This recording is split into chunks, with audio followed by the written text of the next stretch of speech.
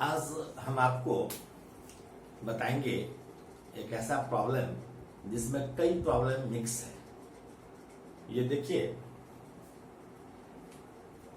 What charges will flow through A B and C if switch S is closed. ये दो capacitor हैं, 2 microfarad और 3 microfarad के, और ये बैटरी से जुड़े हुए हैं 30 वोल्ट और 60 वोल्ट के बैटरी से। बीच में एक स्विच है जो अभी ओपन दिखा रहा हूं। तो जब यह क्लोज करेंगे तो चार्ज का फ्लो होगा। तो इसमें ए से होकर कितना चार्ज फ्लो कर जाएगा, बी से होकर कितना चार्ज फ्लो करेगा और सी से होकर कितना चार्ज फ्लो करेगा। कब? जब स्विच एस को क्लोज करते हैं। और इसमें दूसरा पार्ट है कि ऐसा करने से कुछ हीट का जनरेशन हो सकता है। How much heat is generated in doing so.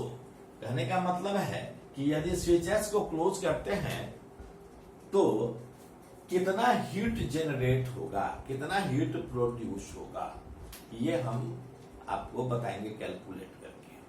तो ये दो प्रॉब्लम है और इस प्रॉब्लम को हम करते हैं। ओके, तो इस प्रॉब्लम को हम करें।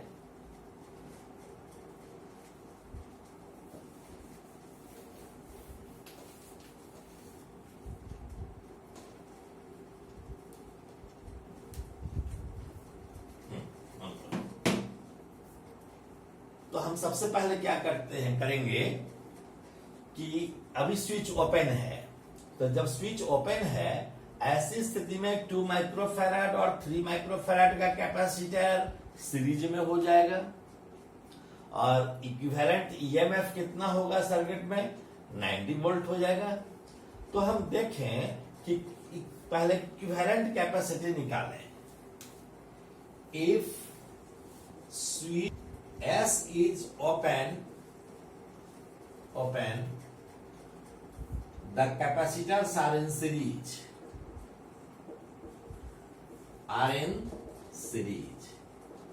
तो इक्विवेलेंट कैपेसिटेंस क्या होगा? Equivalent capacitance is equal to C1 C2 divided by C1 plus C2, that is 2 into 3 divided by 2 plus 3, this is 6 by 5 microfarad. यह C इक्विवेलेंट निकल गया। तो चार्ज कितना होगा इस कैपेसिटर पर और इस कैपेसिटर पर चार्ज क्या होगा? तो चार्ज निकालेंगे, Q बराबर है C equivalent into V। C equivalent कितना है? This is equal to 6 by 5 into V कितना हो गया, 60 plus 30 दैट इज 90।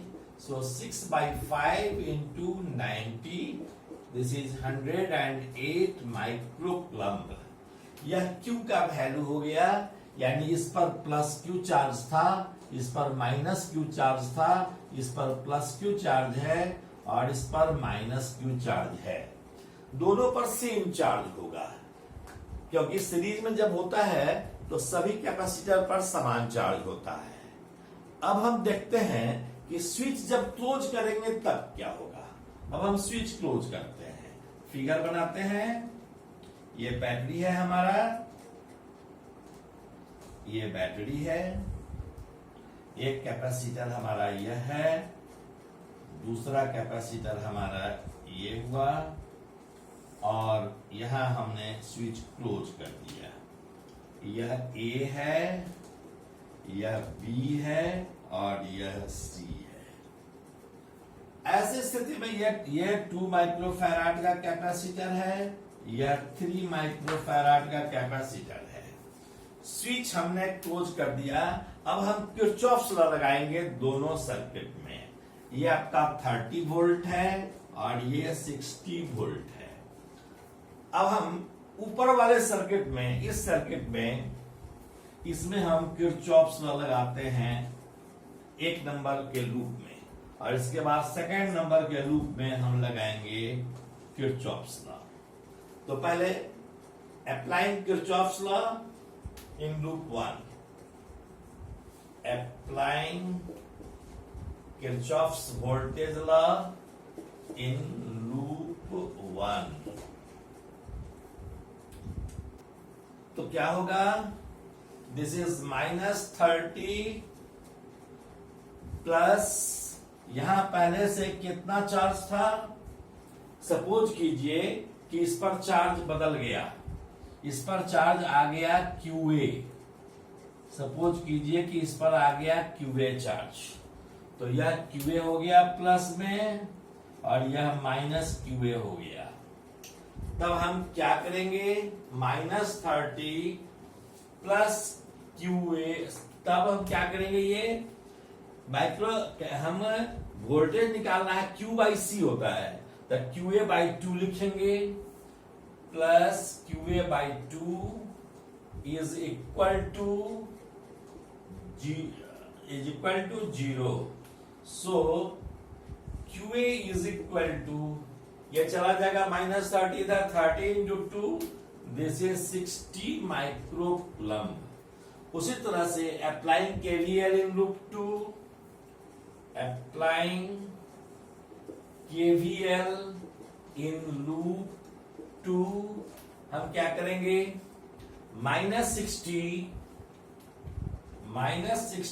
प्लस इस पर चार्ज मान लीजिए QB आया, इस पर चार्ज -QB, तो QB आया चार्ज, तो अब लिखेंगे Q/C दैट इज QB/3। इसलिए QB इज इक्वल टू -60 चला गया इधर, plus 60 into 3, this is 180 microcoulomb. इसलिए हम QB का वैल्यू निकाल लिए, QB/3 is equal to 60, so QB is equal to 60 into 3, this is 180 microcoulomb. तो हम चार्ज का वैल्यू निकाल लिए। चार्ज इस पर कितना आया हम लिख लेते हैं। तो हमने यहां इस पर चार्ज का वैल्यू निकाला, QA कितना हो गया? 60 माइक्रोकूलम्ब, और QB कितना हो गया? 180 माइक्रोकूलम्ब। यह हमने निकाल लिया। अब हम देखते हैं कि चार्ज कितना फ्लो किया गया होगा। तो चार्ज कितना फ्लो किया गया होगा, तो हम यहां से हम देख ले रहे हैं कि यहां से चार्ज कितना गया। तो यहां से चार्ज कितना गया? सपोज कीजिए कि यहां से चार्ज जो गया वह गया Q1, यहां से गया Q1 चार्ज। तो हम Q1 चार्ज देखें कि क्या होगा। अब मान लो कि यहां से गया Q1 चार्ज, तो हम लिख सकते हैं कि Q1 चार्ज पहले से था Q चार्ज। अब मान लो कि Q1 चार्ज गया और दोनों मिलकर हो गया QA के बराबर, दोनों मिलकर हो गया QA। सपोज कीजिए कि इधर से Q1 चार्ज गया और Q1 चार्ज के जाने से इस पर चार्ज आ गया QA, तो हम लिखेंगे Q1 plus Q is equal to QA। और QA कितना है? That is Q1 plus Q is equal to QA का वैल्यू निकाले थे 60 माइक्रोकूलम्ब। इसलिए Q1 बराबर हो जाएगा 60 minus Q, this is 60 minus, पहले हम Q निकाले थे तो वह Q का वैल्यू आया था, पहले से Q का वैल्यू था, Q का वैल्यू हम निकाले थे तो 108 माइक्रोकूलम्ब आया था। तो Q1 बराबर क्या हो गया? -48 माइक्रोकूलम्ब। यानी इससे होकर चार्ज कितना फ्लो किया है? -48 माइक्रोकूलम्ब। अब हम देखें कि B से होते हुए मान लीजिए कि Q2 चार्ज गया था, तो B से पहले से इस पर चार्ज था -Q और इस पर चार्ज था +Q, कुल चार्ज इस दोनों प्लेट का मिलाकर 0 था। अब हम Q2 चार्ज भेजे तो कुछ चार्ज गया होगा इस प्लेट पर, कुछ चार्ज गया होगा इस प्लेट पर, दोनों प्लेट पर चार्ज गया होगा। तो इस पर चार्ज कितना आया है? -QA, और इस पर चार्ज आया है +QB। तो हम देखें कि टोटल चार्ज कितना आया। पहले से इस पर चार्ज था Q, तो हम देखें तो देखिए पहले से इस पर -Q चार्ज था, इस पर +Q चार्ज था। तो Q2 जब गया तो Q2 में कुछ चार्ज गया होगा, वो इस प्लेट पर -Q के साथ जुड़ा होगा और उसका कुछ पार्ट +Q के साथ जुड़ा होगा। तो Q2 -Q + Q, कुछ ये इसके जोड़ने से मुझे तक नहीं पड़ा। यह बराबर क्या होगा, इस पर चार्ज आ गया QB, इस पर चार्ज आ गया -QA, तो यह बराबर होना चाहिए QB - QA के। इसका मतलब है कि Q2 is equal to QB - QA। QB का वैल्यू है 180 माइक्रोकूलम और ये हुआ 60 microcoulomb. This is equal to 120 microcoulomb. इसका मतलब है कि Q2 से इस जब स्विच को क्लोज किया गया तो इससे होकर चार्ज कितना बहा, इससे होकर चार्ज बहा 120 माइक्रोकूलम। अब देखें कि C से कितना बहा होगा। तो इस C से बहा होगा कितना, पहले से यहां -Q चार्ज था, मान लीजिए कि Q3 चार्ज इससे होकर बहा, तो Q3 और पहले से यहां पर -Q चार्ज था, -Q, this is equal to Q3 में -Q जोड़े होंगे, -Q यहां था, तब यह हुआ -QB के बराबर। दिस इज -QB और Q3 is equal to Q - QB, यानी Q कितना है, Q का वैल्यू था, निकाले थे 108, Q का वैल्यू था 108 और माइनस QB का वैल्यू है 180 microcoulomb. This is equal to -72 microcoulomb, यानी इससे होकर कितना चार्ज गया, -72 माइक्रोकूलम गया। अब हम इस फिगर में अब हम दिखा सकते हैं, फिर से मैं नया फिगर बना रहा हूं। तो मैंने इस फाइनली फिगर बना दिया कि A से होकर -48 माइक्रोकूलम का चार्ज जाएगा, B से होकर B इससे होकर B है यह पॉइंट, B से होकर जा रहा है 120 माइक्रोकूलम का चार्ज और C से होते हुए जा रहा है -72 माइक्रोकूलम का चार्ज। इस तरह से हम स्विच क्लोज करते हैं तो कितना चार्ज फ्लो कर जाता है सर्किट में, इस चीज को हम फाइंड आउट कर सकते हैं। अब हम निकालेंगे कि हीट जनरेशन क्या होता है, हीट कैसे जनरेट होता है, इस चीज को अभी देखेंगे। अब इस केस में जब स्विच क्लोज किया गया तो क्या हीट जनरेट हुआ यह निकालना है। इसको हम कैसे निकालेंगे, सपोज कीजिए कि जब इस स्विच को क्लोज किया गया होगा, ऐसी स्थिति में यह बैटरी कुछ न कुछ एनर्जी को सप्लाई किया, एनर्जी सप्लाई हुआ किसी बैटरी के द्वारा और किसी के द्वारा एनर्जी कंज्यूम भी हुआ। अब कैसे कहेंगे कि सप्लाई हुआ, कैसे कहेंगे कंज्यूम हुआ, तो एनर्जी सप्लाई किया और इसी के कारण पॉजिटिव चार्ज 120 माइक्रोकूलम का बहा था और यह कंज्यूम किया -48 माइक्रोकूलम इधर से गया। इसका मतलब है कि 40 + 48 माइक्रोकूलम इसके अंदर गया होगा, यह बैटरी इसको एब्जॉर्ब किया होगा, कंज्यूम किया होगा। इसलिए यह जो है एनर्जी सप्लाई किया और यह एनर्जी कंज्यूम कर लिया, तो एनर्जी तो यह कंज्यूम कर लिया।